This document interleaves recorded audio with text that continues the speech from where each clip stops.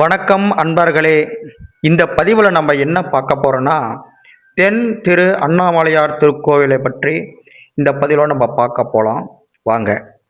இந்த தென் திருவண்ணாமலை கோவில் எங்கே இருக்குது அப்படின்னு கேட்டிங்கன்னா, மல்லூர், அதாவது சேலத்திலிருந்து நாமக்கல் போகும் வழியில் மல்லூர் என்ற ஊருக்கு, அந்த ஊரிலிருந்து வெண்ணந்தூர் போகும் வழியில் 2 கிலோமீட்டர் தூரத்தில் அண்ணாமலையார்பட்டி என்ற ஊர் இருக்கிறது. அந்த ஊரிலிருந்து தென் திரு அண்ணாமலையார் திருக்கோவில் இருக்குங்க. இந்த பதிவை முழுமையாக பாருங்கள், அப்போ தான் தெரியும்.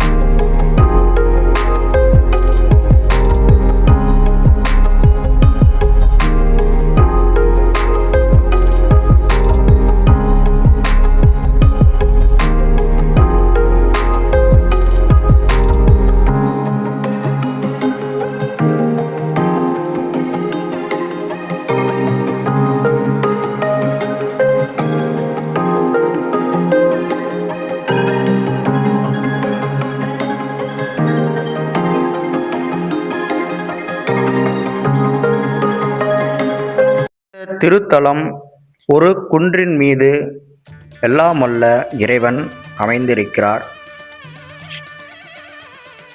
இந்த திருத்தலத்திலே நாள்தோறும் அன்னதானம் பக்தர்களுக்கு வழங்கப்படுகிறது. அன்னதானம் வழங்கும் அன்பர்கள் பக்தர்கள் நன்கொடை கொடுக்கலாம். நன்கொடை கொடுக்கும் பக்தர்கள் இந்த திருத்தலத்திற்கு வந்து நன்கொடை கொடுக்கலாம். சிவன் ஆலயத்தில் என்னென்ன உபதெய்வங்கள் இருக்குமோ அத்தனை தெய்வங்களும் இந்த திருத்தலத்தில் உள்ளது. விநாயக பெருமான் அமைந்திருக்கிறார், வாராகியம்மன், கால பைரவர். இந்த திருத்தலத்தில் என்ன ஒரு விசேஷம்னு கேட்டிங்கன்னா,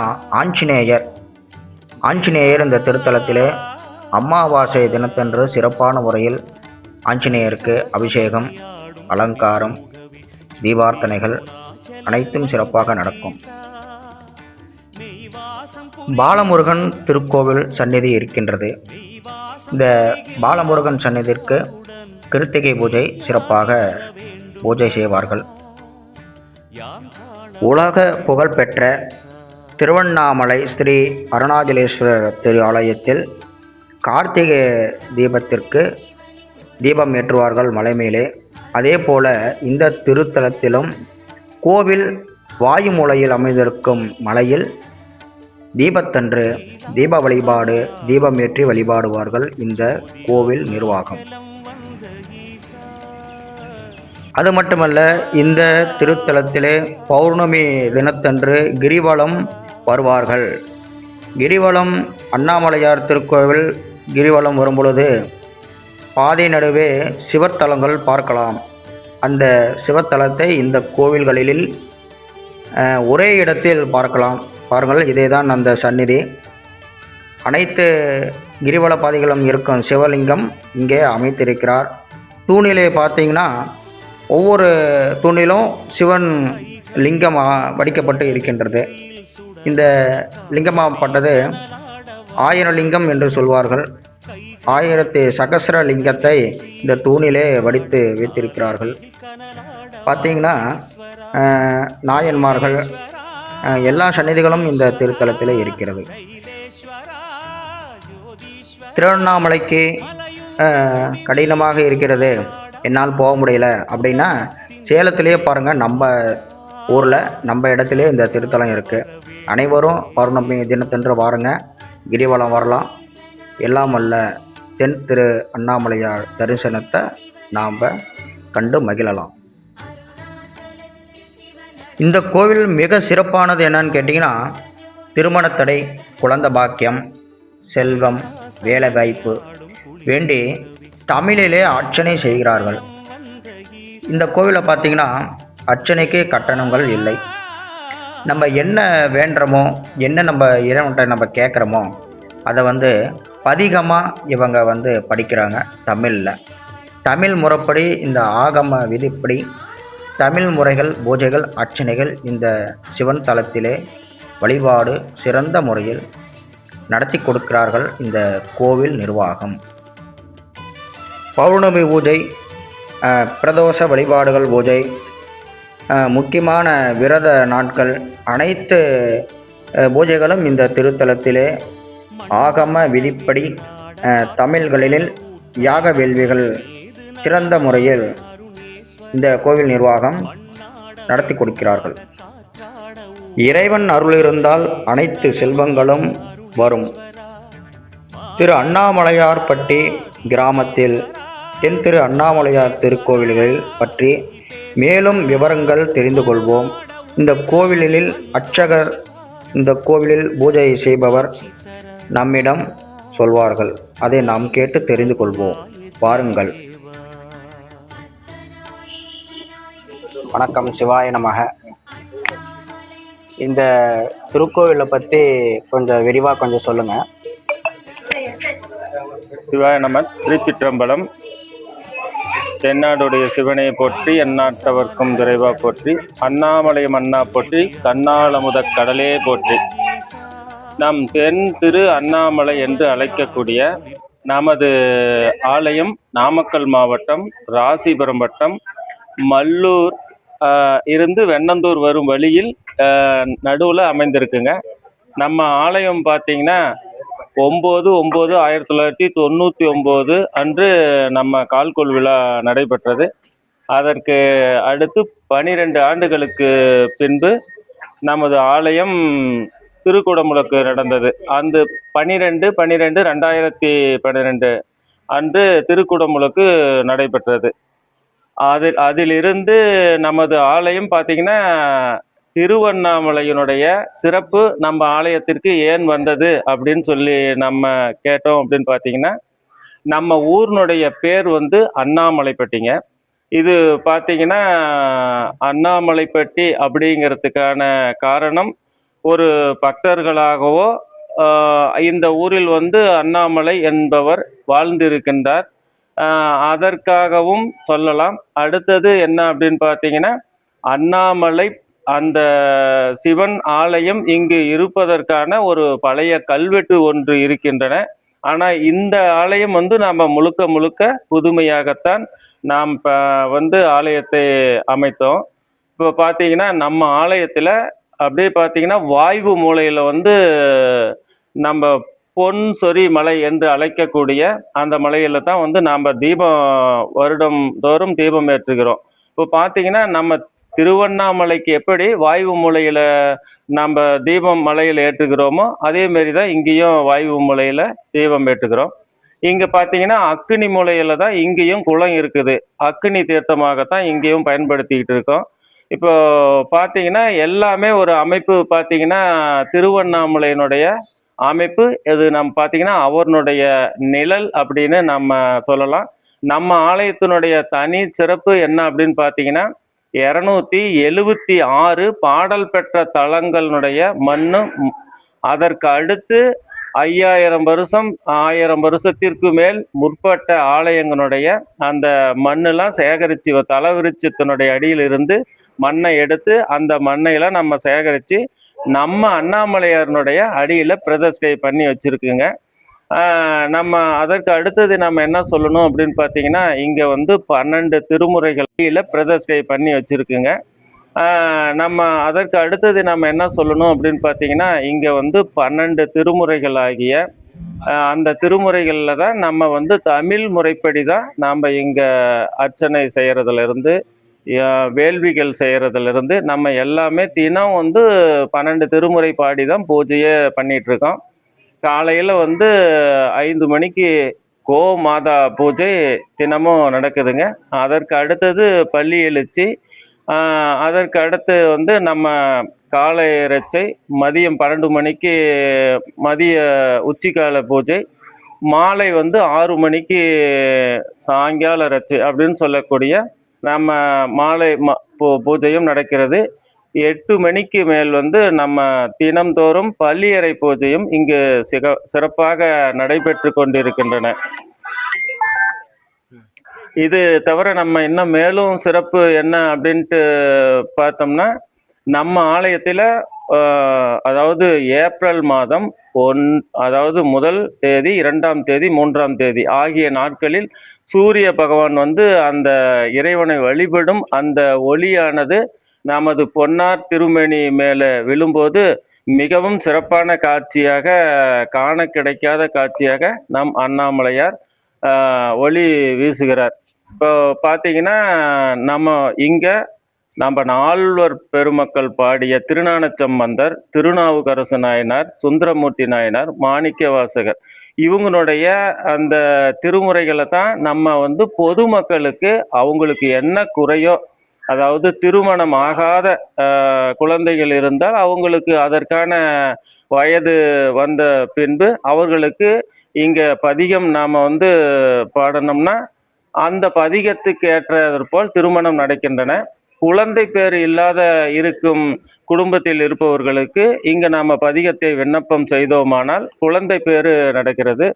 மற்றும் நமது ஆலயத்தில் எந்த பிரச்சனைக்காக ஒரு மனிதன் வருகிறாரோ அந்த பிரச்சனைக்கான தீர்வு இங்கே கிடைக்கிறது. எதனால் தீர்வு கிடைக்கிறது என்று பார்த்தோமானால், அவர்கள் அந்த நம்பிக்கையை இங்கே வைக்கிறார்கள். அந்த நம்பிக்கை தான் நம் இறைவன் அவர்களுக்கேற்ற செயல்களை நடத்தி கொடுக்கிறார்.